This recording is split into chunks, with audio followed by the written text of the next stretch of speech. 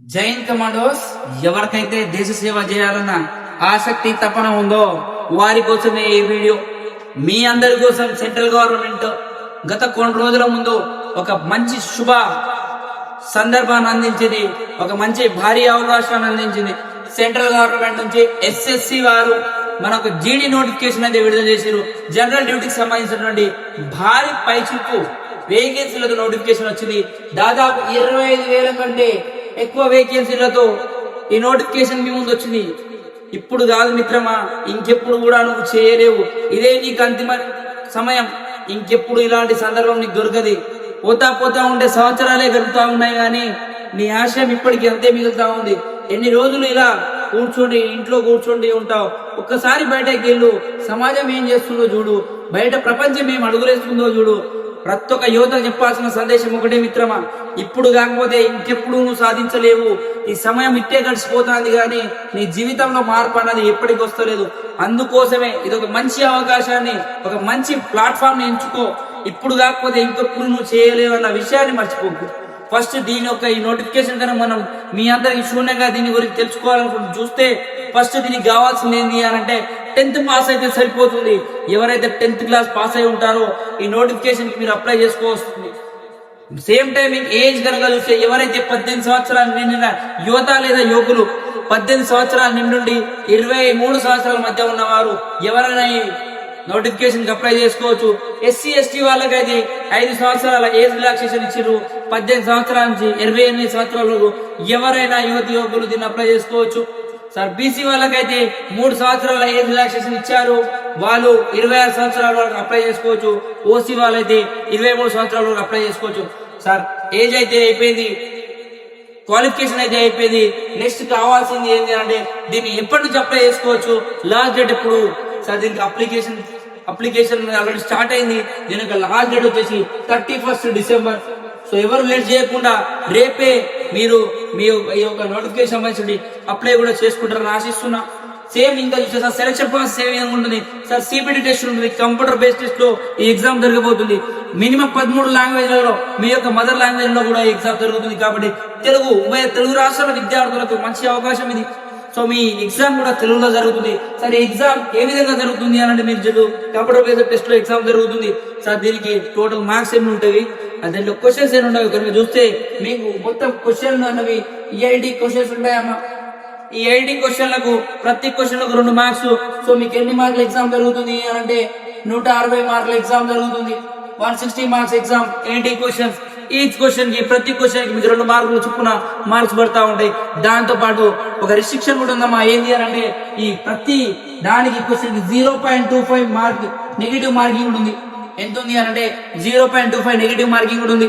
So ఇది exam pattern. దీంతో పాటు ఏ సబ్జెక్ట్ లో ఎన్ని మార్క్స్ వస్తాయో ఒకసారి క్షుణ్ణంగా పరిశీలిస్తే, మనం ఫస్ట్ అరిథమెటిక్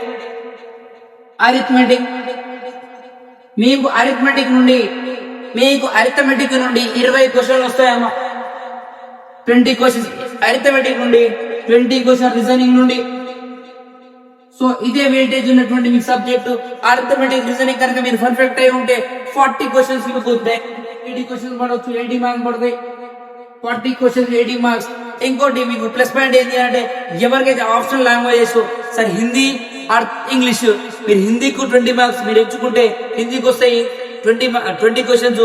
లేదు సార్ మేము ఇంగ్లీషే మాకు వస్తుంది, హిందీ రాదు అనుకుంటే ఇంగ్లీష్ కి 20 క్వశ్చన్స్. సో 20 క్వశ్చన్స్ అంటే డైరెక్ట్ అవి 40 మార్క్స్ అడగకపోతాయి. మీకు దాదాపు 20 క్వశ్చన్స్ 40 మార్క్స్, ఈ 20 క్వశ్చన్స్ 40 మార్క్స్, ఈ 20 క్వశ్చన్ 40 మార్క్స్, ఈ 20 క్వశ్చన్ 40 80 120. మిగిలిన 40 మార్క్స్ 20 క్వశ్చన్స్. ఒక జిఎస్ ని యాడ్ చేసుకుంటే జిఎస్ నుంచి మీకు 20 క్వశ్చన్స్ 40 మార్క్స్ వస్తాయి. ఇది 160 మార్క్స్ సంబంధించిన ప్యాటర్న్. రీజనింగ్ కి 20 క్వశ్చన్స్, అరిథమెటిక్ కి 20 క్వశ్చన్స్, ఇంగ్లీష్ ఆర్ హిందీకి 20 క్వశ్చన్స్, జిఎస్ కి 20 questions, 80 questions 160 marks. Weightage subject మనం చెప్తున్నా, రీజనింగ్ ని అరిథమెటిక్ ని ఎంత పర్ఫెక్ట్ గా నేర్చుకుంటారో 40 క్వశ్చన్ డైరెక్ట్ 80 మార్క్స్ కొట్టేయచ్చు. హిందీ లేదా ఇంగ్లీష్ ఏదో ఒక మీకు లాంగ్వేజ్ నచ్చిన లాంగ్వేజ్ తీసుకోండి, 20 క్వశ్చన్స్ వస్తాయి 40 మార్క్స్ 120.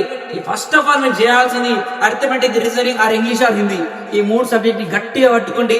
అతి తక్కువ టైం ఉంది మీ దగ్గర, మంచి సమయం, అతి తక్కువ సమయంలో మంచిగా నేర్చుకోండి, మీ యొక్క జాబ్ ని సంపాదించండి. జిఎస్ ఫస్ట్ పెట్టుకోండి అమ్మా, జిఎస్ తప్పక చదవాలి. కాకపోతే ఫస్ట్ ప్రయారిటీ ఇచ్చే సబ్జెక్ట్ ఈ మూడు అయిపోయిన తర్వాత జిఎస్ ని పట్టుకోండి. 20 క్వశ్చన్స్ 40 మార్క్స్.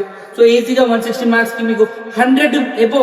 ఎవరు కూడా ప్రజెంట్ సిచ్యువేషన్ లో ఇప్పుడు ఉన్నటువంటి కాంపిటీషన్ లో కనుక చూస్తే ఎవరికి కూడా 100 కంటే తక్కువ వస్తే జాబులు వచ్చే పరిస్థితి లేదు. సో ప్రతి ఒక్కరు 100 పైనే ఉండాలి. కాబట్టి కష్టపడితే మాత్రమే వస్తే, ఉత్తగా ఏ మార్కులు రావు. సో ప్రతి ఒక్కరు ప్రతిరోజు కష్టపడండి. ఇదే మంచి సమయం మీకు. ఇది 160 మార్క్స్ సంబంధించిన ఎగ్జామ్ ప్యాటర్న్. దాంతో ఇంకో పాటు మీరు చూస్తే, సార్ దీన్ని మేము అప్లై చేస్తున్నాం, మేము రేపు అప్లై చేయబోతున్నాం, కాకపోతే మేము ఏ పోస్ట్ ఫస్ట్ ప్రయారిటీ ఇవ్వాలో మాకు తెలియడం లేదు. సో ఒక్కసారి గమనిస్తే ఒక ఎగ్జాంపుల్ చెప్తానమ్మా. లాస్ట్ టైం మా విద్యార్థి ఒకటి అప్లై చేయడం జరిగింది. వానికి ఎగ్జామ్ లో 100+ మార్క్స్ వచ్చాయి. ఆయన బీసీ క్యాండిడేట్ 100+ మార్క్స్ వచ్చినా కూడా వానికి ఇయ్యాల లాస్ట్ టైం మనకి ఈ ప్రెసెంట్ వాడు మెరిట్ లిస్ట్ లో ఉన్నాడు. వాడి స్కోర్ కి చూస్తే వాడికి సిఐఎస్సి పోస్ట్ రావాలి. కానీ వాడు పోస్ట్ ప్రయారిటీ ప్రిఫరెన్స్ పెట్టే సమయానికి ఏమైంది అంటే, ఏ పోస్ట్ ముందు పెట్టాలో తెలియక వాడు ఏం చేశాడు అంటే ఫస్ట్ ప్రయారిటీ లోనే బిఎస్సి పెట్టడం జరిగింది. ఈ రోజు ఏమవుతుందంటే, రేపు వచ్చే మెరిట్ లిస్ట్ కో వాడికి 100 పైచుకు మార్కులు ఉన్నప్పటికీ వాడికి సిఐఎస్సి post దక్కాలి.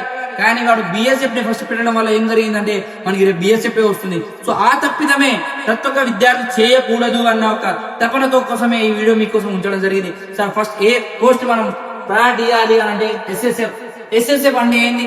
Secretarial service security force. Secretarial security force ఇది ఫస్ట్ ఆప్షన్ గా ఫస్ట్ ప్రయారిటీ ఇవ్వండి. Second one CISF central industrial special force. Third one SSB Sashastra Seema బల్ని మూడో దానికి ఎంచుకోండి. నాలుగోది ITBP Indo territorial border force. Fourth one CRPF central reserve police force. Sixth one BSF border security force. ఈ విధంగా క్రమాంకంగా 1, 2, 3, 4, 5, 6 ఒక దాని కింద ఒకటి ప్రయారిటీగా పెట్టుకోండి. ఈ తప్పిదం మాత్రం ప్రతి ఒక్క విద్యార్థి చేయకూడదు అనగా ఆసక్తితో మీకు చెప్పడం జరుగుతుంది. సార్ దీంతో పాటు మీకు ఏ బుక్స్ కావాలి?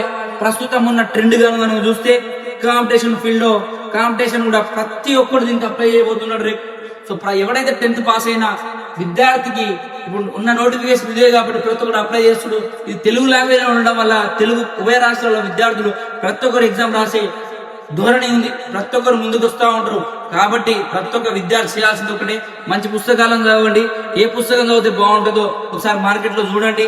మీకు రీజనింగ్ కానీ అర్థమెటిక్ కనుక చూస్తే రీజనింగ్ మీరు ప్రజెంట్ మార్కెట్ లో భరత్ సార్ బుక్కే గానీ, ఉప్పల శివాజీ సార్ బుక్కే గానీ, ఏ బుక్ అయినా ఒక రీజనింగ్ ని మంచిగా ఎంచుకోండి. అర్థమెటిక్ కి ఏ ఇష్యూడ్ క్లాస్ నోట్స్ అయినా లేదా ఐరాస్ నోట్స్ అయినా డిఫరెంట్ కేటగిరీ సంబంధించి ఆర్ఎస్ అగర్వాలే గానీ ఇలాంటి బుక్స్ ఏవి అయినా మంచిగా మీరు చూసుకొని ఒక్కటే సబ్జెక్ట్ ఒకటే బుక్ తీసుకొని మీరు ప్రిపేర్ అవ్వండి. మీ యొక్క గోల్ ని సాధించండి. ఇక సమయం లేదు మిత్రమా. ఇక్కడ నుండే తపనతో రేపటి నుంచే మొదలుపెట్టు. రేపే దీన్ని అప్లై చేయి. రేపటి నుంచి చదువుకోవడం మొదలుపెట్టు. సో తప్పకుండా నువ్వు విజయం సాధిస్తావని ఆశిస్తున్నా. Thank you so much. Thank you.